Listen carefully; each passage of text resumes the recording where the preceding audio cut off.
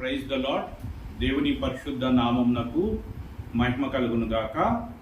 దేవుడు మనల్ని ప్రేమించి ఈ దినం కొరకు దేవుడు సిద్ధపరిచినటువంటి లేఖన భాగాన్ని, క్యాలెండర్ వాక్యాన్ని ఒకసారి ధ్యానం చేసుకుని ఆ యొక్క లేఖన భాగం ద్వారా దేవుడు మనతో మాట్లాడున్నట్లుగా ప్రార్థనాపూర్వకంగా ఆ యొక్క లేఖన భాగాల్ని ధ్యానించటానికి ప్రయత్నం చేద్దాం. ఈ దినం కొరకు దేవుడు మనకి ఇచ్చినటువంటి లేఖన భాగము సంఖ్యాకాండము 24వ అధ్యాయము 9వ వచనం. సంఖ్యాకాండము 24వ అధ్యాయము 9వ వచనములోని 4వ లైన్లో ఉన్నటువంటి లేఖన భాగం. 4వ లైన్లో ఉన్నటువంటి లేఖన భాగం, నిన్ను దీవించువాడు దీవింపబడును. దేవుడు మనల్ని ప్రేమించి ఈ దినం కొరకు దేవుడిచ్చినటువంటి ఈ యొక్క లేఖన భాగాన్ని తన యొక్క ఆత్మ ద్వారా మనందరికీ కూడా వివరించి బోధించినట్లుగా ప్రార్థించుకుందాం. ప్రేమ నమ్మకం కలిగిన మా ప్రియమైన పరలోకపు తండ్రి, నీ పరిశుద్ధమైన నామానికి వందనాలు, స్తోత్రాలు చెల్లిస్తూ ఉన్నాం. ప్రభువా, మమ్మల్ని ప్రేమించి మా ఆయుష్ను పొడిగించి మరొక దినాన్ని చూసే భాగ్యాన్ని మీరు మాకు అనుగ్రహించినందుకు వందనాలు. ఈ దినం కొరకు మీరు సిద్ధపరిచినటువంటి ఈ యొక్క లేఖన భాగాన్ని బట్టి నీకు వందనాలు. ఆత్మీయ ఆహారముగా ఈ యొక్క వాక్యాన్ని మీరు మాకు అనుగ్రహిస్తున్నందుకు వందనాలు. ఈ యొక్క వాక్య భాగము ద్వారా మీరు మాతో మాట్లాడండి. ఈ యొక్క లేఖనాన్ని అర్థం చేసుకునే శక్తిని, జ్ఞానాన్ని మాకు దయచేయండి. నిపక్షంగా నిలవబడుతుండగా ప్రభువా, నిష్ప్రయోజనమైన వాడును నన్ను మరుగుపరచండి, నా మాటను దూరపరచండి. నీ మాట నా యందు ఉంచి ప్రభువా, నాతోనూ మా అందరితో కూడా మీరే మాట్లాడమని ఘనత, మహిమ, ప్రభావాలు మీకే ఆరోపిస్తూ నీ కుమారుడు మా రక్షకుడునైన యేసుక్రీస్తు వారి శ్రేష్టమైనటువంటి నామంలో ఈ ప్రార్థన మీకు సమర్పిస్తున్నాము తండ్రి, ఆమేన్. దేవుడు ఈ దినము కొరకు మనకి ఇచ్చినటువంటి లేఖన భాగము సంఖ్యాకాండము 24వ అధ్యాయము 9వ వచనంలోని 4వ లైన్లో ఉన్నటువంటి మాట అదేమనగా, నిన్ను దీవించువాడు దీవింపబడును. ఈ యొక్క లేఖన భాగాన్ని దేవుడు మనకి ఈ యొక్క ఉదయకాల సమయమందు వేకప్ వాడుగా దేవుడు మనకు అనుగ్రహించి ఉన్నాడు. మరి యొక్క లేఖన భాగాన్ని ధ్యానించుట కొరకు మరి యొక్క మాటలను పలికినటువంటి వ్యక్తి ఎవరు అంటే ప్రవక్త అయినటువంటి బిలాము. ఈ యొక్క మాటలను పలికినటువంటి వ్యక్తి ప్రవక్త అయినటువంటి బిలాము. ఈ బిలాముకు ఒక ప్రత్యేకత ఉన్నది. ఏమిటి ఆ ప్రత్యేకత అంటే, పరిశుద్ధ గ్రంథంలో మరి ఎంతో మంది ప్రవక్తలను మనం చూడగలం. అయితే ఈ ప్రవక్తలు అందరూ కూడా ఇశ్రాయేల్ యొక్క జనాంగములో నుండి దేవుడు ఏర్పాటు చేసుకోవటం జరిగింది. అయితే ఈ యొక్క బిలాము ప్రవక్తను దేవుడు అన్ని జనుల్లో నుంచి ఏర్పాటు చేసుకోవడం జరిగింది. అన్ని జనుల్లో నుండి ఏర్పాటు చేయబడినటువంటి ఏకైక ప్రవక్త ఎవరైనా ఉన్నారు అంటే అతడు బిలాము. మరి ఈ బిలాము పలికినటువంటి మాట ఇది. ఈ బిలాము ఎవరిని గురించి పలికినటువంటి మాట అంటే, దేవుని ప్రజలైనటువంటి ఇశ్రాయేలీలతో, దేవుని సొత్తు అయినటువంటి ప్రజలు ఐగుప్తులో నుండి మరి మోషే చేత విడిపింపబడి పాలు తేనెలు ప్రవహించే దేశం వైపు ప్రయాణము చేస్తూ ఉన్న ఇశ్రాయేలీలను గురించి ఇతడు పలికినటువంటి మాట. మరి ఏ సందర్భంలో పలికాడు అనేటువంటి విషయాన్ని ఒకసారి మనం ఆలోచించినట్లయితే, ఇశ్రాయేలీలు ఆ యొక్క ఐగుప్తులో నుంచి విమోచింపబడిన తర్వాత వారు అరణ్య మార్గముగా ప్రయాణం చేసి అనేక దేశముల గుండా వారు ప్రయాణిస్తూ ఉన్నారు. ఆ రీతిగా అనేక దేశముల గుండా ప్రయాణిస్తూ వారు ముందుకు వెళుతూ ఉన్నారు. అలా ముందుకు వెళుతున్నప్పుడు అనేక దేశాలను వారు జయిస్తూ ముందుకు వెళుతూ ఉన్నారు. అలా జయిస్తూ ముందుకు వెళుతున్నటువంటి ఆ సందర్భంలో వారు ఈ యొక్క మోయాబు దేశం గుండా ప్రయాణించవలసి వచ్చింది. ఈ మోయాబు దేశం యొక్క రాజు ఎవరు అంటే బాలాకు. ఈ బాలాకు రాజు ఇశ్రాయేలీలను తమ దేశం గుండా వెళ్ళనివ్వటానికి అతడు ఏమాత్రం ఇష్టపడట్లేదు. ఎందుకంటే ఒకవేళ తమ దేశం గుండా ఇశ్రాయేలీలు కానీ వెళ్ళనిస్తే ఇశ్రాయేలీలు వారి యొక్క దేశాన్ని మరి ఆక్రమించుకుంటారేమో, మాతో యుద్ధం చేసి మా మీద విజయాన్ని వాళ్ళు పొంది మా దేశాన్ని ఆక్రమించుకుంటారేమో అనేటువంటి భయముతో ఇశ్రాయేల్ అయినటువంటి వారిని వారి యొక్క దేశం గుండా వెళ్ళనివ్వటానికి ఈ బాలాకు రాజు ఏమాత్రం కూడా అనుమతించట్లేదు. అయితే అదే సందర్భంలో ఈ బాలాకు రాజు ఇశ్రాయేలుతో యుద్ధం చేసి వారిని గెలవటానికి ఏమాత్రము కూడా సామర్థ్యం లేనటువంటి వాడిగా ఉన్నాడు. అటువంటి పరిస్థితుల్లో ఇశ్రాయేల్ని గెలవటం కొరకు అతడు ఆలోచించినటువంటి ఆలోచన ఏమిటి అంటే ప్రవక్త అయినటువంటి బిలామును ఉపయోగించుకొనటం. ప్రవక్త అయినటువంటి బిలాముకు దేవుడిచ్చినటువంటి గొప్ప వరము ఏమిటి అంటే అతడు ఎవరిని దీవిస్తే వారికి దీవెన, ఎవరిని అతడు శపిస్తే వారికి శాపం. ఇటువంటి గొప్ప వరము బిలాము కలిగి ఉన్నాడు అన్నటువంటి విషయము బాలాకు రాజు ఎరిగినటువంటి వాడై మరి ఈ వరమును ఉపయోగించుకొని ఇశ్రాయేలీలను ఓడించాలి, ఇశ్రాయేలీలను శపించి తద్వారా ఇశ్రాయేల్ మీద విజయాన్ని సంపాదించాలనేటువంటి మరి ఉద్దేశంతో బాలాకు రాజు బిలాము ప్రవక్తను తన దగ్గరికి పిలవటం జరిగింది. బిలాము ప్రవక్త కూడా మొట్టమొదటిగా ఒప్పుకోలేదు, కానీ తర్వాత ఆ యొక్క బాలాకు రాజు ఇస్తాననేటువంటి ఆ యొక్క సొమ్ముకు ధనానికి ఆశపడి ఈ యొక్క బిలాము ప్రవక్త కూడా ఇశ్రాయేలును శపించడానికి సిద్ధపడ్డాడు. అలా శపించడానికి సిద్ధపడి మరి ఆ యొక్క ఇశ్రాయేల్ను శపించాలని అతడు నిలబడినప్పుడు దేవుడు అతనితో మాట్లాడుతూ ఉన్నాడు. వారు ఆశీర్వదింపబడిన వారు, వాళ్ళు దీవింపబడినటువంటి వారు, వాళ్ళు నా జనులు, నా సొత్తు అయినటువంటి ప్రజలు, నేనే వారిని విడిపించాను, నేనే వారిని నడిపిస్తున్నాను, వారి పక్షముగా నేను యుద్ధము చేయవాడనై ఉన్నాను, వారితో కూడా నడిచేటువంటి వాడిని నేను. కాబట్టి నీవు వారిని ఏమాత్రము కూడా శపించకూడదు, వారిని నీవు దీవించాలే తప్ప వారిని ఏమాత్రము కూడా నీవు శపించకూడదు అని దేవుడు అతనితో మాట్లాడినప్పుడు మరి ఆ మాటలకు మరి అతడు లోబడుతూ ఉన్నట్టే ఉన్నాడు. కానీ బాలాకు రాజు ఇస్తానన్నటువంటి ఆ యొక్క సోదె సొమ్ముకు ఆశపడి ఇశ్రాయేలును శపించాలని అతడు ప్రయత్నం చేస్తూ ఉన్నాడు.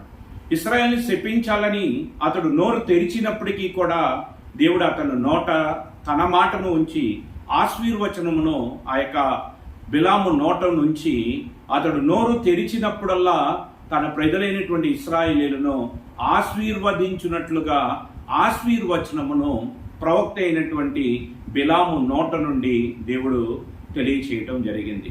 మరి ఈ రీతిగా బిలాము నోట ఉంచిన దేవుని మాటే ఈరోజు మనం చదువుకున్నటువంటి లేఖన భాగం.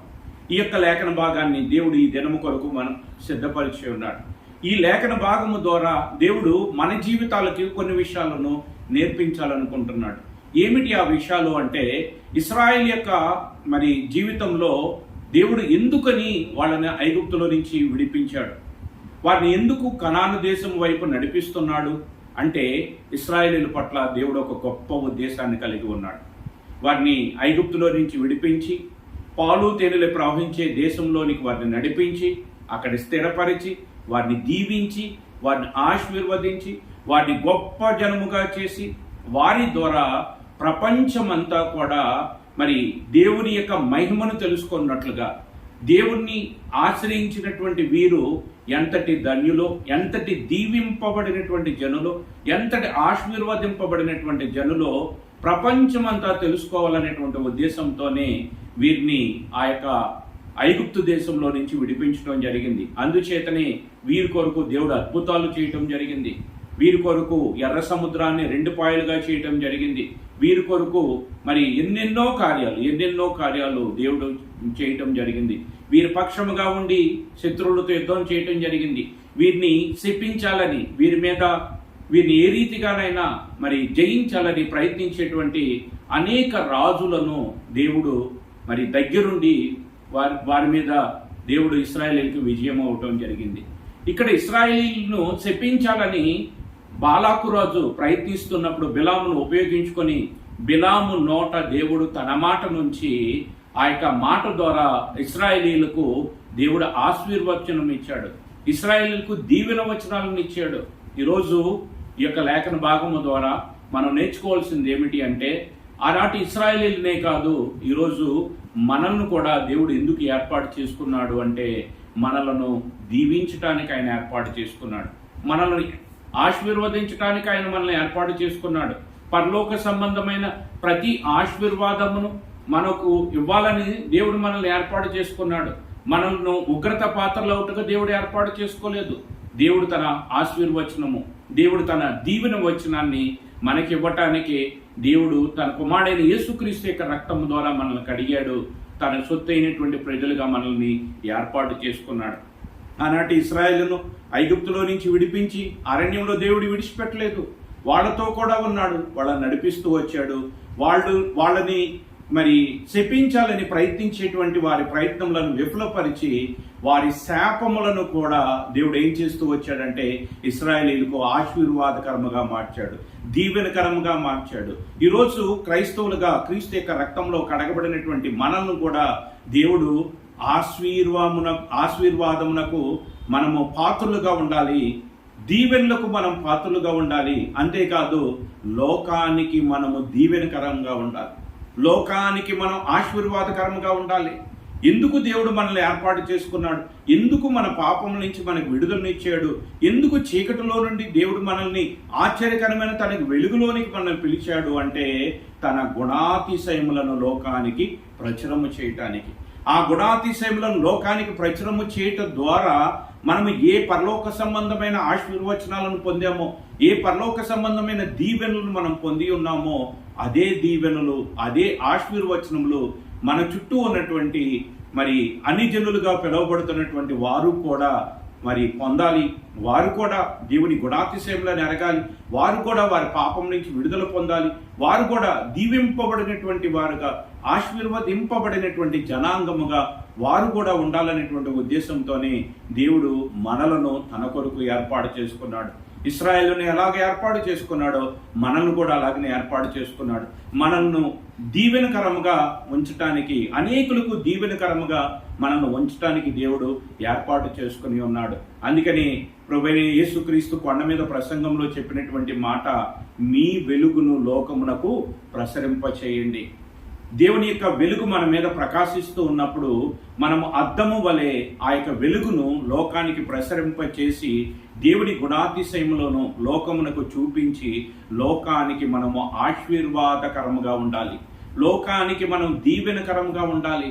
మన చుట్టూ ఉన్నటువంటి ప్రజలకు మనము దీవెనకరంగా ఉండాలనేటువంటి ఉద్దేశంతోనే దేవుడు మనల్ని ఏర్పాటు చేసుకున్నాడు. అందుకనే అంటున్నాడు ఇక్కడ సంఖ్యాకాండం 24:9 నిన్ను దీవించువాడు దీవింపబడును. అంటే మనము దీవెనకరంగా ఉండాలనేటువంటి ఉద్దేశంతో దేవుడు మనల్ని ఏర్పాటు చేసుకున్నాడు. అంతేకాదు మనము దేవుని నామమును బట్టి ముందుకు వెళుతున్నప్పుడు ఒకవేళ ఈ బిలాము లాంటి, ఈ బాలాకు లాంటి దేవునికి వ్యతిరేకమైనటువంటి వారు ఎంతమంది లేచినప్పటికీ, ఎంతమంది మనకు విరోధముగా శపించినప్పటికీ, దూషించినప్పటికీ వారి దూషణ మాటలను, వారి శాపములను కూడా దేవుడు మనకు ఆశీర్వాదకరముగా మార్చగలిగిన వాడు, వాటిని మనకు దీవెనకరముగా మార్చగలిగినటువంటి వాడు. కాబట్టి దేవుని నామమును బట్టి ఎవరైనా కానీ ఇప్పుడున్నటువంటి పరిస్థితుల్లో, ఒకవేళ ప్రతికూలమైనటువంటి పరిస్థితుల్లో, ఇబ్బందుల్లో, ఇరుకుల్లో, ఒకవేళ వ్యాధుల్లో, ఇంకా అనేకమైనటువంటి పోరాటంలో ఒకవేళ ఉన్నట్లయితే దయచేసి ఈ మాట ద్వారా దేవుడు మీ అందరికీ కూడా తెలియచేయాలనుకుంటుంది, లేదా మనందరికీ కూడా తెలియచేయాలనుకుంటుంది ఏమిటి అంటే, దేవుడు మనల్ని శ్రమలకు గురి చేయటానికి ఆయన మనల్ని పిలవలేదు, మనల్ని బాధల్లో విడిచిపెట్టడానికి ఆయన మనల్ని పిలవలేదు, ఆయన మనల్ని విడవలేదు, ఆయన మనం మరవలేదు. ఆయన మనకు తోడుగా ఉన్నాడు. అయితే ఇప్పుడున్నటువంటి శ్రమలు, ఇప్పుడున్నటువంటి ఇబ్బందులు, ఇప్పుడున్నటువంటి కష్టాలు కొంతకాలం అవసరమును బట్టి మనకు కలుగుతూ ఉన్నాయి. అందుకు ఉదాహరణే ఇశ్రాయేల్ యొక్క జనాంగం. ఇశ్రాయేల్ను దేవుడు ఐగుప్తులో నుంచి తీసుకొచ్చి విడిచిపెట్టేలేదు.